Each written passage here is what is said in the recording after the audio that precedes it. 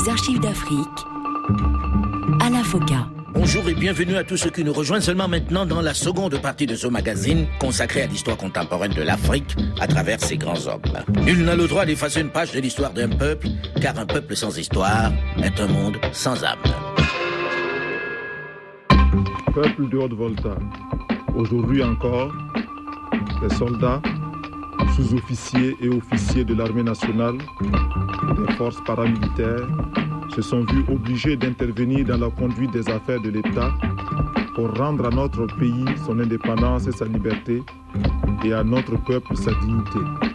Aujourd'hui, 4 août 1983, des soldats, sous-officiers et officiers de toutes les armes et de toutes les unités, dans un élan patriotique, ont décidé de balayer le régime impopulaire, le régime de soumission et d'aplatissement mis en place depuis le 17 mai 1983 par le médecin commandant Jean-Baptiste Ouédraogo. Ce 4 août 1983, après une soirée très agitée dans la capitale de la Haute-Volta, rythmée par des tirs murés de fusils mitrailleurs, de kalachnikovs et autres armes militaires, où régnait une grande confusion, celui qui délivre ce message, qui officialise ce troisième putsch militaire en 3 ans, le capitaine Thomas Sankara, ex-premier ministre, n'est pas un inconnu.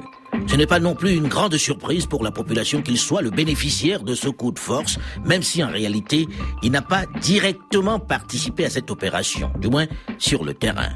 Quelques heures plus tôt, il envoyait d'ailleurs un message à son ami le capitaine Blaise Compaoré, qui conduisait les forces d'élite sur la capitale pour qu'il arrête son attaque, parce qu'il avait trouvé un compromis avec le président Jean-Baptiste Ouédraogo. Mais c'était trop tard. L'opération était déjà en marche. Désormais donc, il ne pouvait plus reculer. Commandant Abdou Salam Kaboré. Donc par des chemins détournés, nous avons rejoint Blaise en rase campagne. Nous sommes arrivés ensemble. Nous avons pris la radio ensemble. Nous avons laissé Blaise Compaoré à la radio. Nous avons continué au domicile du président Ouédraogo Jean-Baptiste qui a eu la vie sauve. Parce que Thomas et moi, avec les soldats, nous sommes arrivés. On était en train de canarder sérieusement son domicile. C'est nous qui avons dit halte au feu. Nous avons dit au président, ne craignez rien, vous êtes libre. Le putsch est donc un succès. Mais ce n'est pas le capitaine Blaise Compaoré qui a conduit l'unité d'élite qui a marché sur Ouagadougou qui est couronné. C'est plutôt l'ex-premier ministre Thomas Sankara qui est le nouvel homme fort. Jean-Marc Palme. Il y a eu une sorte de loyauté de la part de Blaise par rapport au programme prévu. Boukari Kaboré dit le lion était lui aussi de la partie. Blaise, s'il cherchait à garder le pouvoir là, le 4 août, là, on allait le buter. Commandant Abdou Salam Kaboré. Le fait que Thomas ait été, je vous dis, c'était vraiment le meneur d'hommes, le meneur de notre groupe. C'est lui qui a été à la base de la création de l'organisation des jeunes officiers. C'était lui qui était le bout en train. Il était en place à Pau, à 140 km de Ouagadougou. Il pouvait arriver à minuit, on se réunissait dans les voitures en rase campagne et à 2h du matin, il repartait prendre son service sans même passer dire bonjour à son épouse et à ses enfants. Vraiment, c'était le bout en train. Et le fait qu'il ait passé quelques mois à l'extérieur pour sa formation militaire, c'est vrai que ça a joué un peu sur la vitalité du groupe qu'on était. Jean-Marc Palme, ancien ministre. Il y a des organisations civiles qui, à partir du 17 mai, ont pris fait et cause pour Blaise, ou du moins les militaires de Pau, l'aile gauche de l'armée, qui représentaient ce qu'on dit dans notre jargon de l'époque, le progrès, l'anti-impérialisme. Et il y a beaucoup de syndicalistes, de militants de partis de gauche, qui sont retrouvés à Pau pour se former militairement et prendre d'assaut la citadelle réactionnaire comme on l'appelait, qui était Ouagadougou. En réalité, comme le confirmera Blaise Compaoré et ses compagnons, les autres leaders historiques de cette révolution, tous savaient depuis le début quelle serait la place et le rôle de chacun des officiers participant à cette opération. Les choses étaient assez claires pour eux. Suite de notre série d'archives d'Afrique spéciale Thomas Sankara.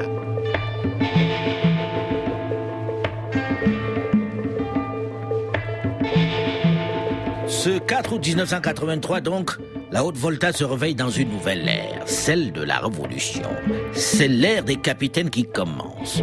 Un carteron d'officiers, Blaise Compaoré, Henri Zongo, Jean-Baptiste Lengani et Thomas Sankara qui ont décidé de redonner de la dignité à leur pays. Thomas Sankara préside le Conseil national de la Révolution. Le jeune homme de taille moyenne, une moustache en nard de sec, le visage ovale plutôt juvénile pour un homme de 34 ans, plante tout de suite le décor. L'homme est simple, et préfère son treillis léopard avec les manches soigneusement retroussées, auquel la jonction récente d'un col Mao confère un cachet plus habillé au costume des circonstances. Un béret rouge fixé élégamment sur la tête et ses 3 barrettes dorées de capitaine aux épaulettes, plus l'insigne de parachutiste épinglé au-dessus de la poche poitrine droite, vont très rapidement devenir son signe distinctif. Plutôt discret, ce père de 2 enfants qui ne boit pas, ne fume pas et a plutôt tendance à fuir les festivités et les cérémonies, a désormais en main la destinée du peuple dont il se dit le défenseur depuis longtemps déjà. Il faut dire que les voltaïques lui témoignent depuis son putsch un soutien qui ne faiblit pas. Dès le soir du 4 août, juste après l'annonce radiodiffusée de la naissance du CNR, le Conseil national de la Révolution, de nombreuses manifestations improvisées se sont multipliées dans le pays.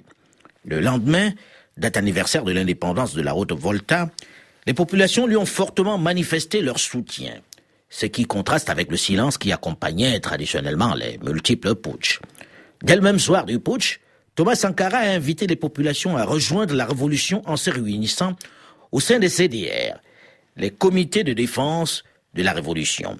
Commandant Abdou Salam Kaboré. Quand on a quitté chez Jean-Baptiste, on devait rejoindre un autre camp à quelques 5 km de là.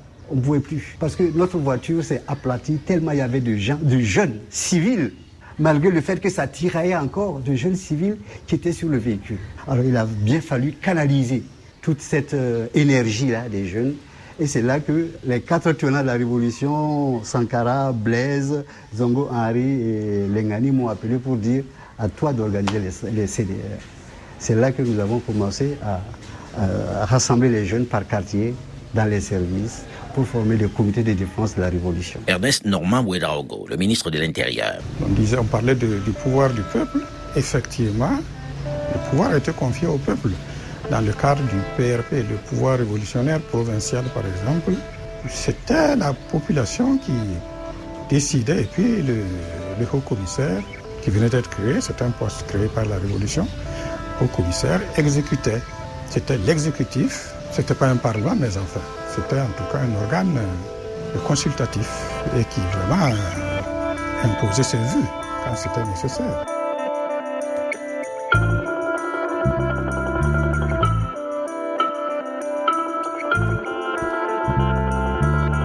Thomas Sankara et ses camarades ont décidé de changer leur pays, de lui redonner un autre visage. Les slogans, les discours marxisants teintés de guévarisme traduisent le virage à gauche tout du nouveau régime. La formation du gouvernement rendu public le 24 août 1983 plante le décor. Thomas précise qu'ils n'ont pas fait cette révolution pour laisser le pouvoir aux civils. L'armée, dit-il, est une composante du peuple voltaïque. Il ne s'agit pas pour les militaires de prendre le pouvoir un jour et de le rendre un autre jour. Il s'agit pour eux de vivre avec le peuple, de souffrir avec lui et de se battre avec lui à tout moment. Fin de citation. Ainsi, le premier gouvernement est composé de 5 militaires pour 15 civils. Mais les hommes en uniforme tiennent des portefeuilles clés. Thomas Sankara est à la fois le président du CNR, le Conseil national de la Révolution, mais également ministre de l'Intérieur et de la Sécurité. L'ami intime, le capitaine Blaise Compaoré, est ministre d'État délégué à la présidence. Un ministre sans portefeuille, mais de fait, numéro 2 du régime. Le chef de bataillon Jean-Baptiste Boukari Lengani est en charge de la défense nationale. L'autre chef historique de ce putsch, Henri Zongo, est le ministre des sociétés d'État, dont celui qui doit faire le grand nettoyage de toutes ces structures, de cette pagaille comme ils disent. Et le commandant Abdou Salam Kaboré, pharmacien de formation, qui a été le premier dès le 5 août à créer les CDR, les comités de défense de la Révolution, est en charge de la santé. Tous appartiennent au CNR, le Conseil national de la Révolution, dont la composition exacte est classée secret d'État. Les militaires vont également faire appel aux civils.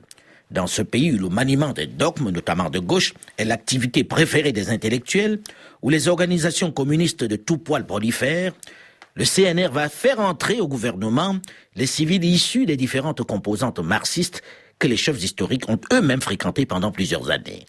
Toutes les composantes communistes, sauf une, le PRCV, le Parti communiste révolutionnaire voltaïque. Tous ces mouvements sont bien décidés à imposer leur vue aux militaires. Les partis politiques étant interdits, ils ont le champ libre. Ils essaient de conquérir les postes clés de l'administration, ce qui suscite rapidement des tensions internes. Mais très vite, Tous ces intellectuels vont se rendre compte que ces militaires qu'ils regardaient jusque-là avec une certaine condescendance ne sont pas de simples bidasses. C'est eux qui tiennent la barre du navire. Et ils comptent bien la garder fermement.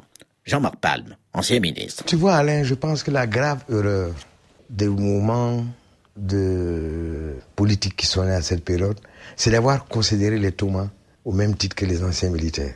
Parce qu'en fait, dès le CMRPN, l'armée était divisée en trois. Il y avait 3 générations d'officiers. Vous avez les officiers, la période de la Misana, qui ont gagné leur galon en Indochine, en Algérie. Vous avez la deuxième vague d'officiers, les Césairbo, qui ont fait des études, disons, poussées, on les a poussés, c'était les sous-officiers, qu'on a rapidement amenés à être des officiers à Frégis. Et il y avait la troisième génération, qui est la génération de Thomas et de Blaise, qui ont fait le bac, qui ont fait l'université, et qui ont côtoyé un certain nombre de jeunes, et qui avaient les mêmes lectures que nous, chose que nous avons oubliées. C'était des universitaires comme nous, c'est des intellectuels comme nous. Simplement, ils portaient l'uniforme. Notre erreur, ça a été ça, de penser que c'est nous qui les instrumentalisons, alors que c'était le contraire en réalité. Commandant Abdou Salam Kaboré, membre du Conseil national de la Révolution, ministre de la Santé. Aux premières heures de la Révolution, lorsque le premier gouvernement a été fait, il figurait un de nos professeurs d'histoire géo du PMK.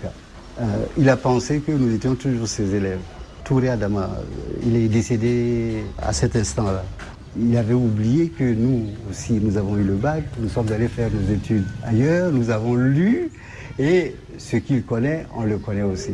Donc, au niveau du Conseil national de la Révolution, il y avait plusieurs organismes. Il y avait l'organisation militaire révolutionnaire, l'OMR. Il y avait aussi des partis, des anciens partis étudiantins qui étaient avec nous. Et il y avait le parti de ce monsieur Touré qui était avec nous. C'était quand même un peu hétéroclite, sans compter les militaires. La plupart des militaires qui n'ont pas eu de formation politique, qui sont là, qui ont le fusil, le pouvoir d'être au bout du fusil, etc., etc. Alors, savoir qui manipulait, bon, il y en a qui disaient que la Chine manipulait une partie, que l'URSS manipulait une partie, etc., etc. Toujours est-il que nous savions où nous allions. Et le mot d'ordre de Thomas était clair. Ce qui peut faire avancer le Burkinabé, il faut le faire. Au niveau de la santé, vous pensez à quelque chose qui peut faire du bien, à la vaccination commando qui a été faite, vous le faites. Ce gouvernement hétéroclite d'extrême gauche, inclassable, remet à l'ordre du jour la lutte des classes.